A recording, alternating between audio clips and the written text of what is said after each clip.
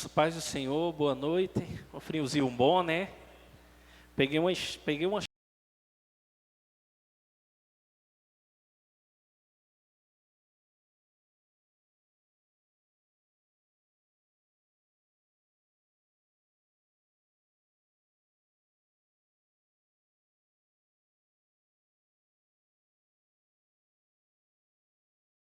né? Espero que esteja assistindo.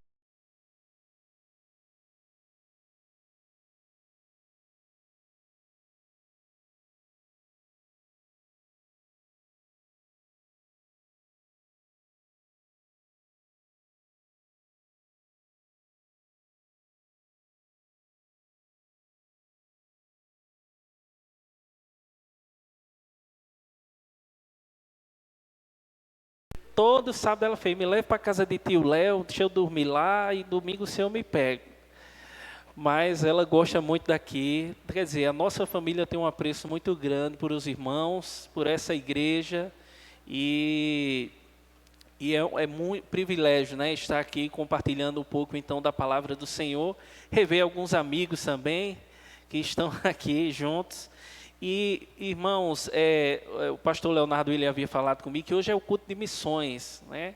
Ele fez, Michel, traga uma mensagem voltada para missões, porque o culto lá vai ser o culto de missões. E aí, então a gente vai pensar um pouco o que é uma visão teocêntrica de missões.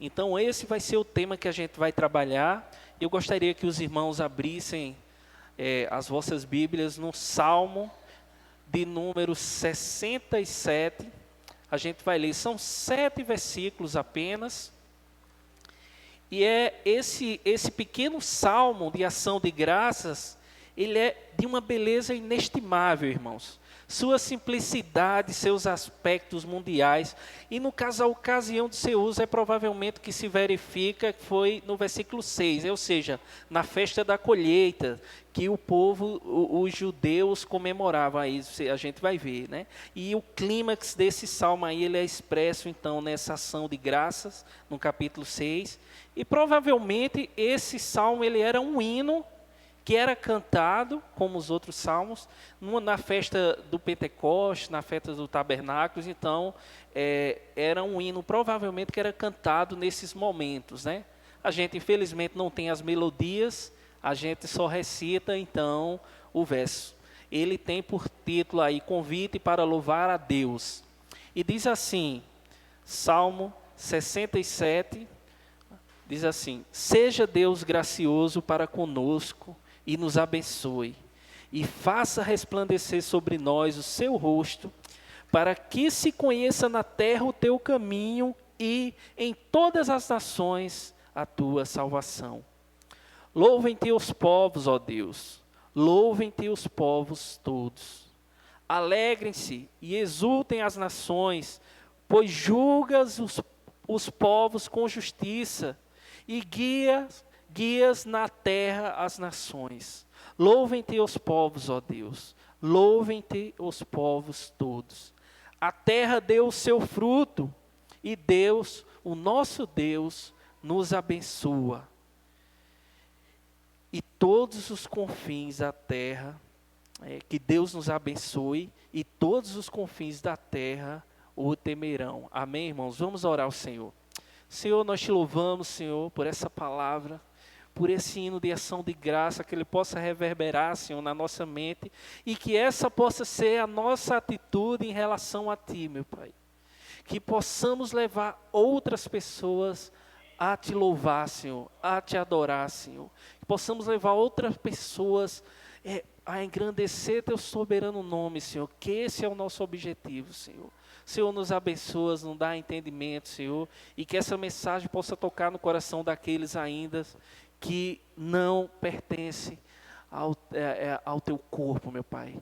É o que eu te oro, te peço e te agradeço em nome de Jesus. Amém. Irmãos, então eu gostaria de falar com vocês de uma visão teocêntrica de missões. Quando eu falo teocêntrica, eu quero dizer que é uma visão que Deus está no centro, certo? Em contraponto à visão teocêntrica, a gente tem a visão antropocêntrica, que é o quê? O homem no centro. Então, ao invés de a gente pensar no homem no centro, a gente vai pensar em Deus no centro, porque esse é o nosso objetivo. Deus, irmãos, é o motivo de tudo. Deus é o motivo de nós estarmos aqui, de nos levantar, de viver, de tudo. Então, a missão também, ela deve ter como foco principal a adoração a Deus. E é exatamente o que a gente então vai discorrer aqui durante essa exposição, né? Numa pesquisa recente, feita pelo instituto americano chamado Gallup, nos Estados Unidos, constatou-se que 4 em cada 10 americanos estão envolvidos em pequenos grupos que se reúnem semanalmente, buscando saída para o envolvimento com drogas, com problemas com famílias, né, solidão, isolacionismo, tem sido muito comum também aqui no Brasil. Embora é evidente, muitos estarão em busca de uma oportunidade para aprofundar sua experiência cristã. Muitos, de fato, desses jovens que estão se formando nos grupos, eles querem, de fato, uma experiência cristã, né? Eles buscam crescer em conhecimento de Deus. Mas a maioria, segundo a revista, né, o Instituto de Pesquisa, melhor dizendo, eles buscam satisfazer as suas necessidades pessoais. Certo? Eles têm problemas diversos, pode fazer uma lista gigantesca. Poucos, de fato, estão se reunindo nesses lugares como igrejas, templos, células que eles chamam, e estão buscando de fato uma verdadeira experiência com Cristo, mas eles estão preocupados apenas com as suas necessidades pessoais, né? E aí, outro instituto da revista New Week disse: 1 em cada 5 americanos sofre de alguma forma de doença mental, inclusive ansiedade, depressão clínica, esquizofrenia, etc., durante o curso do ano. E essas pessoas, elas vêm para a igreja. Elas estão aqui junto conosco, certo? E a igreja é um espaço, então, que faz com que diversas pessoas, com motivos variados, venham participar da nossa comunidade. Com certeza aqui deve ter alguém nessa situação, que veio tentando solucionar algum problema, está com algum tipo de ansiedade, alguma doença, sei lá, N motivos, problema financeiro e assim o que for. E esses 2 institutos, eles constataram que essas pessoas vão para esses locais, as igrejas, os espaços, para tentar resolver esses problemas. Ou seja, depressão, ansiedade, problema familiar, problema com droga, problema com bebida. E a gente poderia, então, fazer uma pergunta. Nossas igrejas, atual aqui no Brasil, e aquelas também lá nos Estados Unidos, elas estão fazendo, de fato, discípulos ou estão fazendo consumidores? Nós sabemos que nós fomos chamados para fazer discípulos. A igreja, irmãos, ela não pode ser feita de consumidores. Você sabe o que é um consumidor, né? Entra numa loja, vai lá, escolhe o que quer, compra, sai e vai-se embora e não quer nem saber de nada.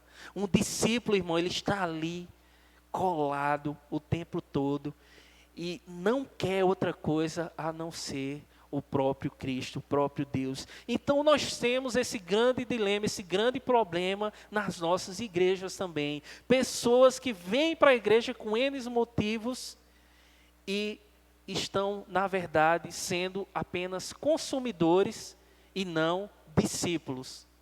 E como eu falei anteriormente, nós não precisamos de consumidores. Nós não podemos ter consumidores na igreja. Nós precisamos de discípulos verdadeiros de Cristo. Hoje as igrejas sofrem de uma síndrome que chama síndrome da porta giratória. Vocês já ouviram falar dessa síndrome? E aí o Augusto Nicodemos, ele dá uma definição bem interessante para essa síndrome de porta giratória. Não sei quem já foi no banco. E aí tem uma porta lá, você entra nessa porta, ela vai girando, chega um momento que você tem que sair. né? Se você vacilar, você fica lá girando, girando, girando, girando, girando, girando e não sai para lugar nenhum. Uma certa vez eu vi uma idosa lá, ela deu uma volta, aí deu outra volta, aí na terceira volta foi que ela conseguiu entrar. E aí o Augusto Nicodemos ele diz o seguinte: um efeito da mentalidade consumista das nossas igrejas, das igrejas, é que tem sido chamado de síndrome da porta giratória. As igrejas estão repletas de pessoas buscando sentido para a vida, alívio para suas ansiedades e preocupações, ou simplesmente diversão e entretenimento evangélicos. Muitas delas estão simplesmente passeando pelas igrejas, como quem passeia pelas lojas de um shopping center, escolhendo um produto que lhe agrade. Assim, elas escolhem a igreja como escolhem um refrigerante. Tão logo a igreja que frequenta deixa de fazer as suas necessidades, elas saem pela porta tão facilmente como entraram. Por isso que a gente chama de síndrome da porta giratória, né? As pessoas escolhem igrejas onde se sintam confortáveis e se esquecem de que precisam, na verdade, de uma igreja que as faça crescer em Cristo e no amor para com todos. Existe um pensamento ainda contemporâneo que o negócio das igrejas é servir ao povo, irmãos. Eles defendem que a igreja deve ter uma mentalidade voltada para o cliente. Trata os irmãos como se fossem o cliente e traçar seus planos, suas metas de igreja e estratégia visando as suas necessidades básicas, especialmente fazer as pessoas se sentirem bem. E aí eu lembro de uma frase, se eu não me engano, foi o Paul Walsh que ele disse é muito fácil reconhecer um falso profeta. O pessoal é iludido porque quer. E aí você se pergunta, e como é que eu faço para reconhecer um falso profeta? Ele só fala aquilo que você quer. Um falso profeta, ele só fala aquilo que você quer. E você se sente bem, sai com o ego lá em cima, todo orgulhoso, e vai-se embora. Então, irmãos, falta o pensamento de Cristo, falta o amor por Cristo, aquele amor que transcende tudo e diz, eu vou vender tudo para viver para Cristo, porque eu amo o meu Salvador. Nós temos, na verdade, pessoas que são consumidoras de cultos, consumidoras de igrejas. Elas vêm apenas, consomem, vão embora e acabou-se. Não tem responsabilidade nenhuma e nós precisamos, então, mudar essa mentalidade. Aí você pergunta, isso é um fenômeno só na atualidade? Não. Na época de Jesus, não sei se vocês lembram, lá em João capítulo 6, Jesus faz a multiplicação dos pães, né? E aí várias pessoas que estavam lá, 5.000, foram alimentados, todos. E quando eles foram alimentados, eles ficaram maravilhados. E Jesus então saiu de cena, e eles lá, todo mundo com a barriga cheia, como se diz aqui, né? O bucho cheio. E aí o que aconteceu? Jesus então sai para orar no monte, os discípulos vão para outro lado no barco, e depois Jesus então vai sobre as ondas lá, andando, e chega então do outro lado. Esse povo que comeu lá essa grande multiplicação, vai atrás de Jesus. E quando chega lá, pergunta, você vai fazer de novo a gente comer? Vai ter peixe? Vai ter atum hoje, sei lá, qualquer coisa diferente. E Jesus então percebeu que todo aquele povo que estava seguindo ele, para onde ele ia atrás, não queriam saber de Jesus. Eles não amavam Jesus. Eles não estavam nem aí com Jesus. Eles eram simplesmente consumidores do que o Cristo podia fazer. Os milagres, o peixe, as grandes maravilhas que eles faziam. Eles eram aquele povo curioso, mas eles não tinham nenhuma relação de amor com Cristo. Irmãos, não é muito diferente. Vocês percebem que esse é um mal que persegue a igreja desde a época de Jesus. Pessoas que querem benefícios próprios e não estão nem aí com Cristo, não estão nem aí com a igreja, não estão nem aí com nada. Eu espero que a partir de hoje, se você pensa a igreja como um grande shopping, onde você vai suprir todas as suas necessidades, você vai ser suprido vai sair sua depressão, sua conta vai aumentar, suas doenças vão sumir, eu acho que você está aqui pelo motivo errado. O motivo que nos move a estar aqui é o amor ao nosso Salvador e pelo que Ele fez naquela cruz. E o Sproul, ele disse uma frase interessante, ele disse que a palavra evangélico tem se tornado tão inclusiva que corre o perigo de se tornar totalmente vazia de significado. Vocês já perceberam que na mídia o pessoal fala, eu sou evangélico. Né? Tem um artista agora aí que fala um monte de besteira e diz, não, eu sou evangélico, tal.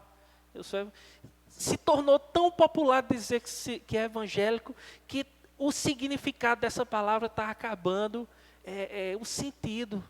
A gente vai ter que um dia colocar outro nome, porque tem tanta gente que diz evangélico, mas não tem nada a ver de evangélico, não vive como evangélico, não vive como um discípulo de Cristo, e acaba sujando então esse nome que é tão precioso para nós, irmãos.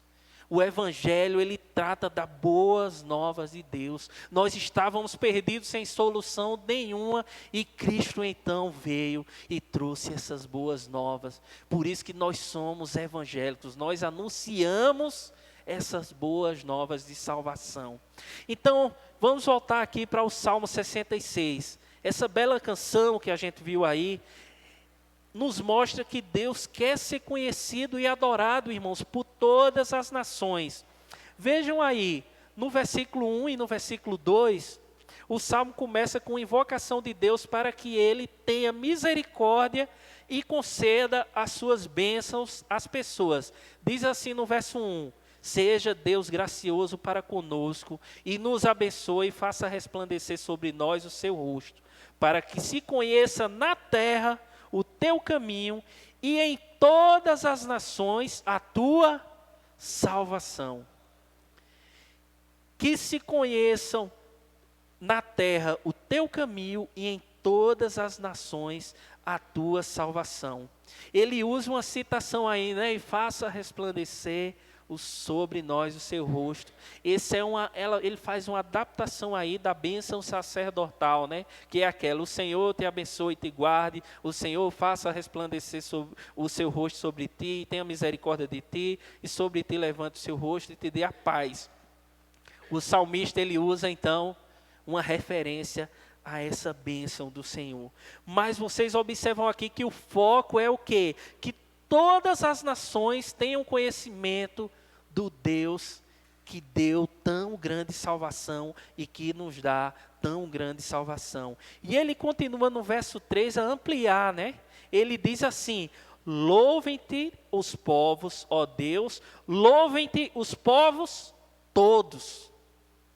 Não é um, não é outro, não é só os americanos, não é só os europeus, nem os asiáticos, nem os africanos, mas ele diz, louvem os povos todos. Ele amplia para todas as nações. E ele continua no verso 4, alegrem-se e exultem as nações, pois julga os povos com justiça e guias na terra as nações. E aí eu gostaria de responder apenas 2 perguntas na minha exposição. A primeira pergunta é, qual é então o propósito de Deus para as nações?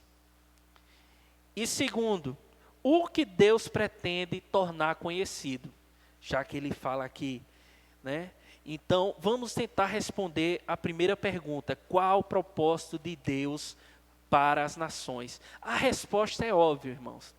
A resposta é óbvia.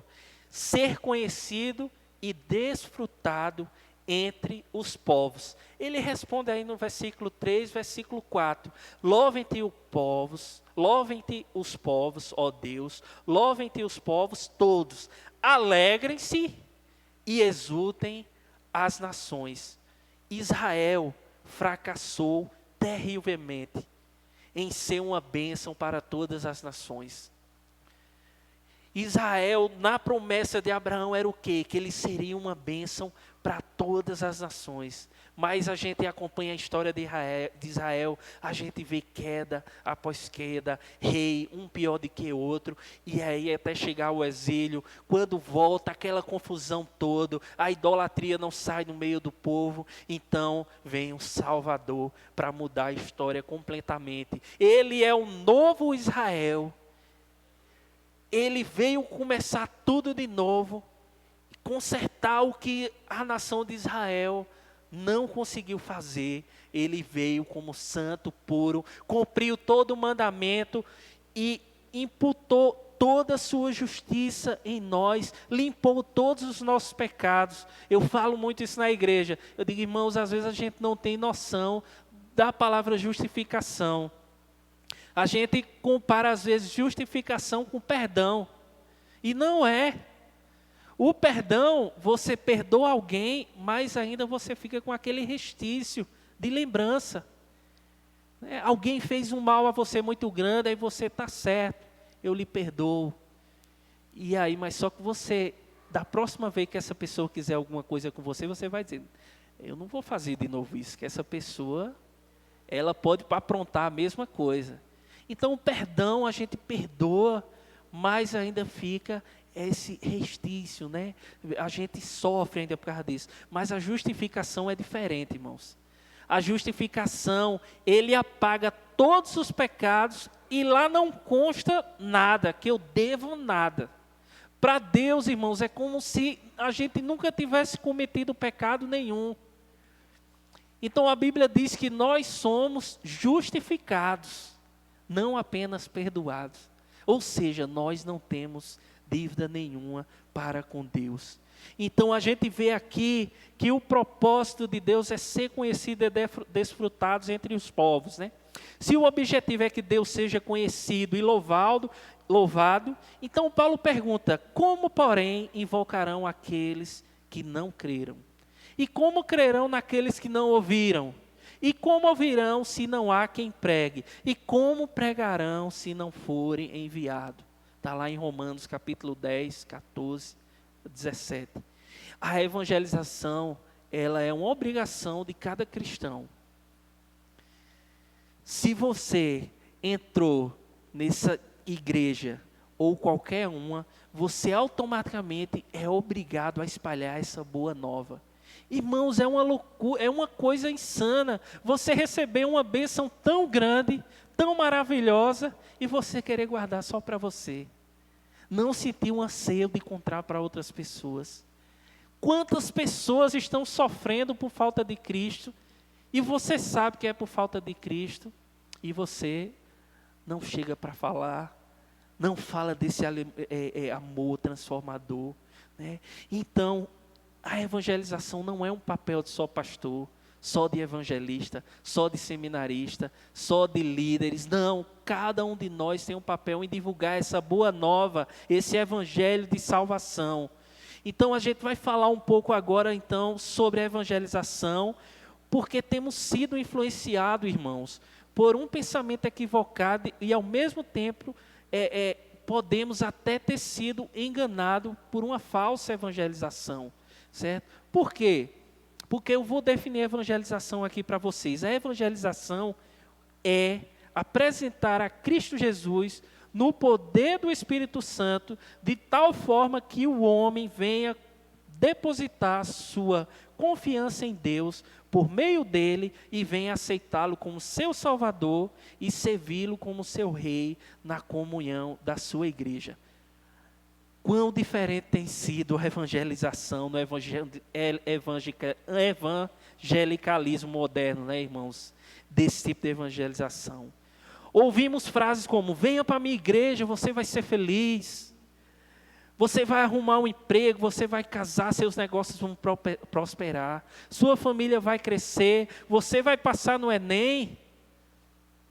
Deus vai lhe abençoar e você vai passar no Enem. A gente escuta um monte de baboseiras dessas. E aí a gente pergunta, cadê Cristo? Cadê a cruz? Certamente, se não tem Cristo e não tem cruz, não é o Evangelho. O John Piper, ele diz que a evangelização significa exortar os pecadores a aceitarem a Cristo Jesus como seu Salvador, fazendo reconhecer que sem Ele estarão no sentido mais extremo e abrangente, literalmente perdidos. A evangelização é exatamente isso. Confrontar os pecadores que eles precisam desesperadamente de Cristo. Que eles não precisam de bem material, que eles não precisam de saúde, que eles não precisam passar no Enem, eles não precisam de uma namorada, de casal, qualquer outra baboseira dessa, porque isso tudo vai passar, irmãos. Mas que eles precisam de Cristo Jesus na vida deles, que é a única salvação. As pessoas não pensam em si como desesperadamente corruptas e pecadoras, e que carecem da glória de Deus. Por isso, muitos estão na igreja por motivos errados. E é exatamente o que tem acontecido. A igreja está mais parecido com um clube, onde as pessoas vêm, se reúnem semanalmente e não pensam em si como pecadoras que precisam desesperadamente de Deus, da misericórdia de Deus. E aí a gente faz aquela analogia, a igreja ela não é um clube. Se fosse alguma coisa que a gente pudesse comparar com a igreja, a gente compararia com um hospital, porque é cheio de gente doente, carecendo da glória de Deus, carecendo do perdão de pecado, pessoas arrependidas de fato. Então você pergunta, qual é o conteúdo da mensagem evangelista? Já que a evangelização é apresentar Cristo Jesus no poder do Espírito Santo, de tal forma que os homens venham depositar sua confiança em Deus por meio dele e venham aceitá-lo como seu Salvador e servi-lo como seu Rei na comunhão da sua igreja. Qual é então a mensagem evangelística? E aí a gente tem 2 pontos aqui. Primeiro, o Evangelho, irmãos, não é uma mensagem sobre nós. É uma mensagem sobre Deus e como Ele agiu no mundo para nos salvar, terríveis pecadores. O Evangelho começa nos ensinando que, como criaturas, somos absolutamente dependentes de Deus. E que Ele, como Criador, tem direito absoluto sobre nós. Somos, depois de termos entendido isso, só depois que entendermos isso, é que estaremos em condição de reconhecer o que é o pecado, e somente quando reconhecemos o que é o pecado, é que podemos entender as boas novas de salvação do pecado. É necessário, antes de tudo, compreender o significado de chamar Deus e Criador para estarmos em condição de entender o que significa falar dele como Redentor. Irmãos, Deus criou o universo e todas as coisas que existem. E não sei se você sabia, inclusive você. Então Ele tem direito absoluto e de todas as coisas, Ele é dono de tudo. E a coisa mais óbvia é, nós pertencemos a Deus. Mas o ser humano em sua rebelião não quis obedecer a Deus, quis caminhar por conta própria. E aí, se você ler os 3 primeiros capítulos de Romanos, você vai ficar horrorizado. Porque o homem se perverteu de uma maneira tal, que aí quando você lê os 3 primeiros capítulos de Romanos, você diz, só Deus, não tem condição nenhuma. Nós estamos em completa dissintonia de Deus, nós estamos ao avesso dele, nós amamos tudo ao contrário que Deus ama. E se não for Cristo para nos resgatar, nós não teríamos condição. Então, a mensagem do Evangelho, em nenhum momento fala do homem. E você vai ser bem, você vai ser feliz agora. Mas fala exclusivamente de Deus. Deus enviou o seu Filho na plenitude do tempo para vir resgatar a sua vida. Porque você estava morto no seu delito e pecado. Mas Ele vos deu vida, e vocês não deu vida quando vocês estavam bonzinhos, vocês estavam mortos, vocês não reagiam. O morto, a única coisa que ele faz é cheirar mal, ele não faz outra coisa.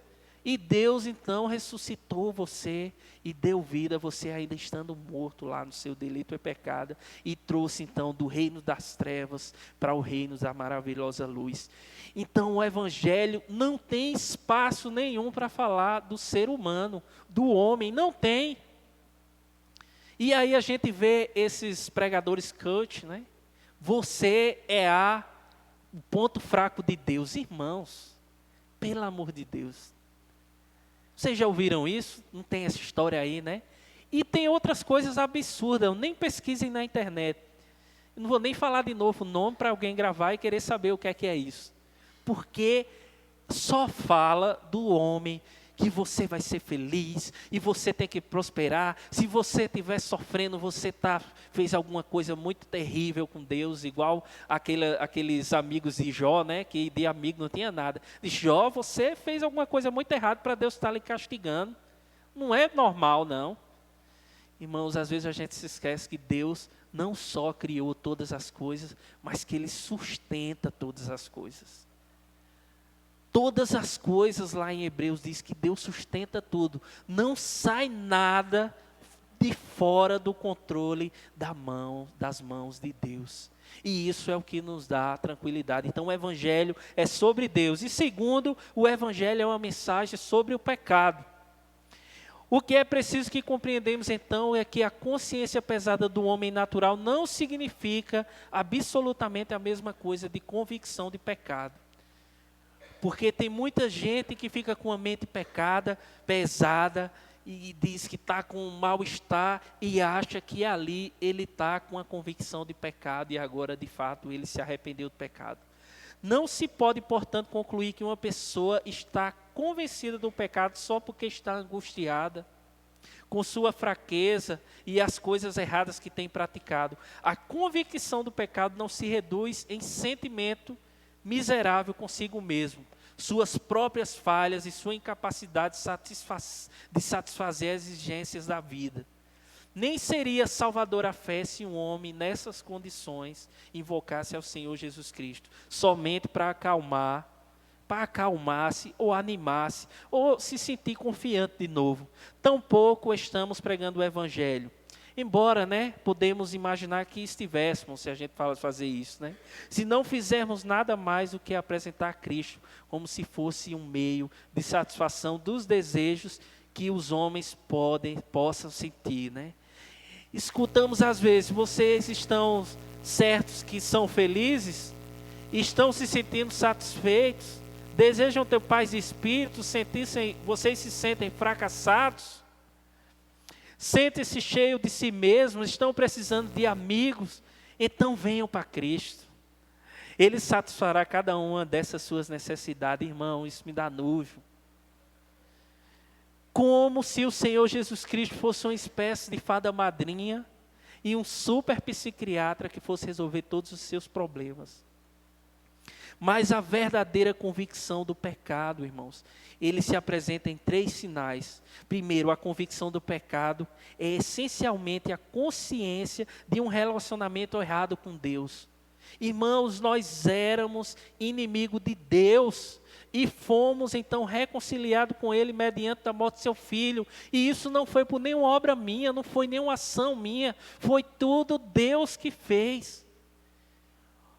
A única parte que eu contribuo com minha salvação é com o pecado. Somente. Então a convicção do pecado é essa. Nós estávamos encrencados com Deus e precisamos resolver isso. E foi resolvido em Cristo. Segundo, a convicção do pecado sempre inclui a convicção de pecado, esse senso de culpa. Se você peca e não sente nada, você nunca se arrependeu de seus pecados, irmãos. O pecado, ele é como uma bomba atômica dentro do coração de um cristão. Ele não consegue ficar em paz. E ele reconhece que o pecado que ele cometeu foi um pecado primeiramente contra Deus. Vocês lembram de Davi? Quando Davi cometeu aquele adultério, mandou matar o esposo da mulher, fez tudo o que não devia, o profeta Natan chega lá e diz, olha, Deus viu tudo o que você fez. Ele conta uma historinha lá, diz, Tinha uma pessoa que tinha um cordeiro, e tinha um outro bem rico que tinha vários cordeiros, e esse que era bem rico, para não matar o cordeiro seu, pega o desse pobre e mata para servir uma comida. E Davi fica indignado, não, a gente tem que mandar matar essa pessoa. E Natan diz, essa pessoa é você. Agora o que me chama mais atenção é o que Davi fala em seguida. Davi cometeu pecado contra Betseba, contra Urias, contra um monte de gente, mas ele diz assim, eu pequei contra Deus. Somente contra Deus pequei. Porque ele sabe que qualquer pecado, em primeira instância, é contra Deus. Então, o senso de culpa, irmãos, e de que estamos encrencados com Deus, isso nos mostra que nós temos consciência do nosso pecado. E por fim, a convicção do pecado sempre foi a convicção da pecaminosidade. A corrupção total e a necessidade de um novo coração, lá como diz em Ezequiel. Nós não somos pecadores porque pecamos. Nós pecamos porque somos pecadores. Nós nascemos corrompidos e precisamos de um coração novo que conduza para uma vida que fuja do pecado, uma vida de santidade. E isso nós não conseguimos sozinhos, irmãos. Você não consegue com suas próprias forças. Por isso que nós precisamos todo dia ter esse senso de pecado e saber que Deus está do nosso lado para perdoar os nossos pecados. Lá em João diz que se você diz que não é pecador, você é mentiroso. Agora, se você confessar o seu pecado, Ele é fiel e justo para perdoar. E tem gente que fica com pecado de estimação, né? Hoje eu falava isso na escola dominical. Tem gente que ora e fica escondendo os pecados para Deus, como se Deus não conhecesse. E aí eu sempre reforço, Deus, Ele não escuta a sua voz, Ele escuta o seu coração. Ele sabe o que você está sentindo. Você pode falar até todo desajeitado, né? Mas o Espírito Santo traduz para Deus o que é que você quer, o que é que você está sentindo. Mas tem gente que acha que consegue esconder as coisas de Deus, né? Dá uma de Jonas, né? Que pega, Deus falou com ele, ele fez, tá certo, belezinha. Aí foi para outro lugar, não tinha nada a ver. E Deus teve que dar uma tempestade. Irmãos, precisamos de sinceridade como Davi. Davi foi um homem segundo o coração de Deus exatamente por causa disso. Porque ele disse, eu pequei contra Deus. E aí eu acho que Natan fez, hoje você pecou contra um monte de gente. Mas ele tinha plena convicção que o pecado em primeira instância é contra Deus. Então, irmãos, a evangelização, o propósito de Deus para as nações é a evangelização, é a adoração. E isso só acontece com convicção do pecado, com a pregação correta do evangelho. E sim, a gente vai trazer pessoas para a igreja com a convicção correta. Tem muita gente às vezes que entra na igreja e se decepciona e sai. Eu digo, gente, como é que pode acontecer um negócio desse? Não vou ficar mais lá não, o pessoal não olha para mim.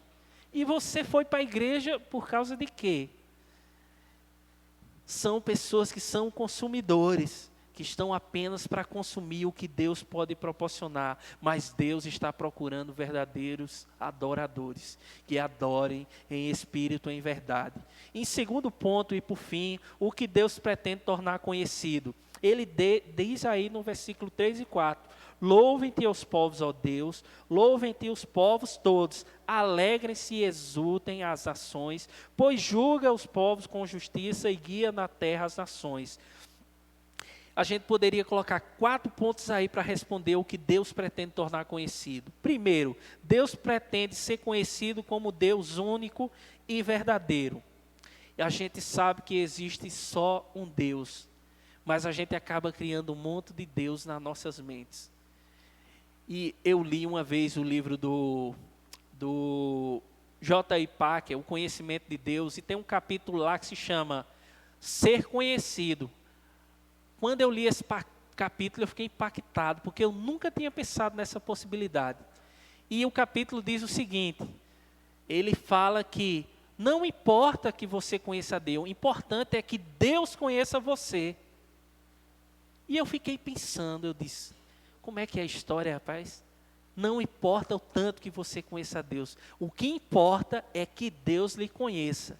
E aí ele usa uma analogia bem interessante para explicar. Se você sair hoje aqui de João Pessoa, for lá para os Estados Unidos, né? Para não falar do presidente daqui, vamos falar de Washington. E aí você chega lá, quem é o presidente dos Estados Unidos atual? É Biden, né? É quem? Biden, exatamente. E aí você chega lá, bate palma na Casa Branca e diz, ó, eu conheço o Biden. Todo mundo conhece o Biden, o presidente dos Estados Unidos? Conhece, né? Pelo menos na televisão. E aí você diz, eu conheço ele, eu quero falar com ele. Vão deixar você entrar ou não? Vai deixar? Não. Porque vai dizer, ó, tem uma pessoa ali dizendo que conhece você. Você conhece ele, vai dizer, oxe, não sei nem quem é. Não deixa entrar não, vai que seja um terrorista, né? Agora é totalmente diferente se você chegar lá e ele lhe conhecer. Você chegar lá e dizer, ó, eu quero falar com o presidente, diga a ele que é Michel. E aí ele, pode mandar entrar, que esse aí eu conheço. Agora eu voltando para a fase que eu disse no início, o que importa não é o tanto que eu conheço a Deus. O importante é que Ele me conheça. Isso é o que importa. Que Ele me conheça. E aí, isso mexeu muito comigo e ainda mexe, porque o Deus, Ele pretende ser conhecido como seu Deus único e verdadeiro, mas isso não parte de nós, parte de Deus, irmãos. Nós somos um mendigo com a mão estendida, pedindo a Deus a misericórdia, e Ele graciosamente nos dá a sua graça. Segundo, Deus quer ser conhecido como Deus de justiça. Deus, em todos os seus atributos, Ele é completamente perfeito, e a sua justiça é também completamente perfeita. Às vezes a gente não entende, né, a justiça quando a gente fala. E aí, justiça de Deus, a gente ouve muito falar, vê que Ele é justo e justificador. Mas o grande questionamento na Idade Média era o seguinte: como é que pode um Deus santíssimo perdoar um pecador? Se Ele é justo, Ele não pode simplesmente dizer, você está perdoado, vá para casa. Ele tem que punir o pecador porque essa pessoa fez algo terrível. Ela desobedeceu, então ela tem que punir aquela pessoa. E a questão na Idade Média era como é que Deus pune, então, esse pecado? E a resposta só tem uma. O pecado foi punido na cruz de Cristo. Deus, Ele é um Deus justo, irmãos. E aí a gente lembra daquela analogia, não sei se vocês já ouviram, né, de uma criança, de um cara que entrou numa casa e matou todo mundo da casa. E o policial pega a pessoa e leva para dentro do tribunal e faz. Ele foi pego lá, ele matou todo mundo que estava na casa. E o juiz olha para ele e fala, não, eu lhe perdoo, pode ir para casa. Vocês acham esse juiz justo? Esse juiz está sendo justo? Não. Porque ele não está cumprindo, ele não está sendo justo, ele está sendo injusto, porque aquela pessoa cometeu um grande erro ali, ele matou pessoas. Essa pessoa precisa ser punida.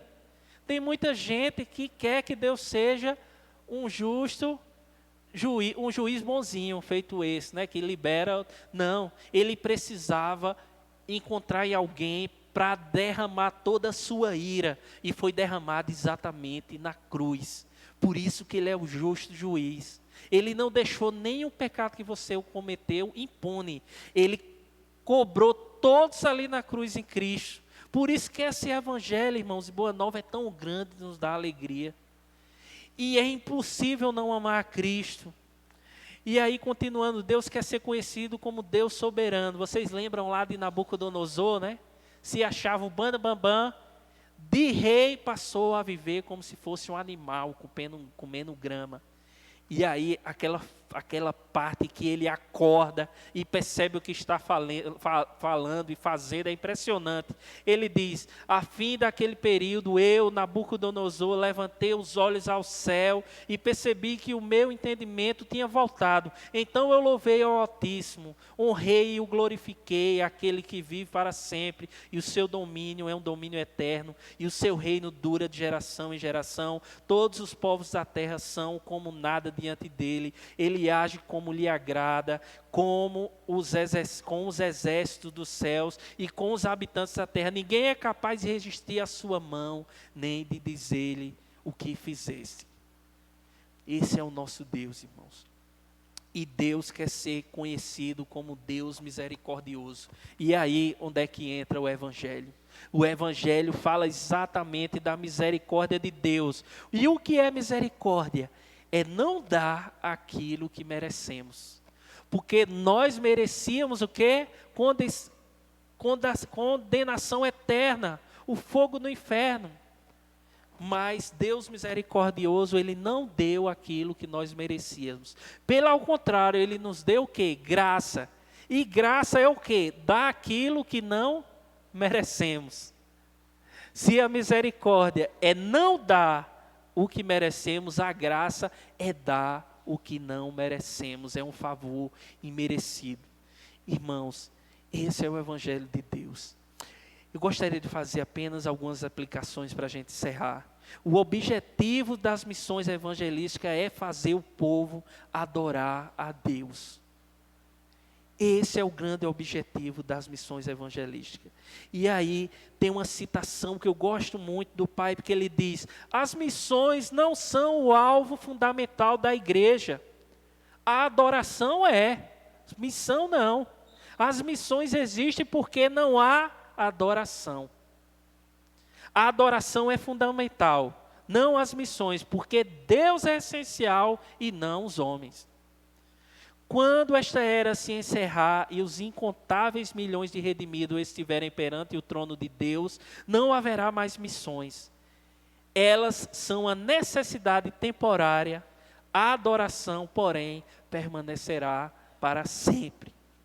E aí a gente faz o paralelo com aquele texto de Romanos 1:21. Porque, tendo conhecimento de Deus, não o glorificaram como Deus, nem lhe deram graças. Pelo contrário, se tornaram nulos em seus próprios raciocínios, e o coração insensato deles se obscureceu. Então, o objetivo das missões é levar o povo a adorar a Deus. É glorificar a Deus por tão grande salvação. Não é trazer benefício financeiro, não é trazer prosperidade, não é você ser o centro das atenções, mas o evangelismo a outra pessoa, para que essa outra pessoa, junto comigo, venha o quê? Adorar a Deus, o único verdadeiro. Esse é o motivo da evangelização. E a evangelização é soberania plena de Deus. É Deus que está no controle da evangelização. Isso é que nos deixa tranquilo, porque se dependesse dos nossos próprios esforços, nós não alcançaríamos nada para ninguém. Mas Deus é soberano na evangelização. Tem aquela famosa história, né, do Billy Graham, que ele subiu no avião e aí uma pessoa conheceu o Billy Graham e falou: oi, Billy Graham, tudo bem? E ele estava bêbado no avião, com o uísque na mão, e bêbado. E Billy Graham, tudo bem? Eu me converti numa cruzada sua com você. Ele fez: realmente, você se converteu comigo, porque se fosse com o Espírito Santo, você não estava bêbado, não. Mas isso é verdade, irmãos. Quem convence, quem chama, é o Espírito Santo. Você lembra lá de João, capítulo 6, versículo 44. Ninguém pode vir a mim se o Pai que me enviou não o trouxer. E eu o ressuscitarei no último dia. Ninguém, absolutamente ninguém, por seus esforços pode chegar a Deus. Pode conhecer a Deus se ele não se chegar a vós outros. Não há nenhuma possibilidade. O evangelho no mundo deve ser pregado porque amamos a Deus e queremos que outras pessoas o adorem. Será que existem, irmãos, pessoas aqui no bairro que não adoram a Deus? Eu acho que está assim. fomos treinados a evangelizar de maneira antropocêntrica, a pensar no homem. Eu acho que alguns de nós aqui foi evangelizado dessa maneira, né? Vamos para a minha igreja, é bom demais lá, tem uma galera legal, tem uma turma boa, você vai se sentir feliz, você vai dormir em paz, você vai, sei lá, você vai começar a ganhar dinheiro, você vai ver como vai ser bacana, vamos comigo. Nós fomos treinados a evangelizar assim, pensando no homem. Agora precisamos evangelizar de maneira teocêntrica. Irmãos, não existe nenhum louvor ou glória alguma para o homem. Todo louvor, toda glória, toda honra seja dada ao Senhor Jesus Cristo. E por fim, o maior motivo para as missões e a evangelização não é a obediência à grande comissão. Vocês lembram da grande comissões, né? Ide e pregar o evangelho a toda criatura, tal. Embora essa obediência seja exigida, nem é o mais elevado o motivo de amor pelos pecadores. Esse é o motivo maior, porque o maior que seja esse amor, o maior motivo para as missões e a evangelização é o zelo apaixonado pela glória de Jesus Cristo.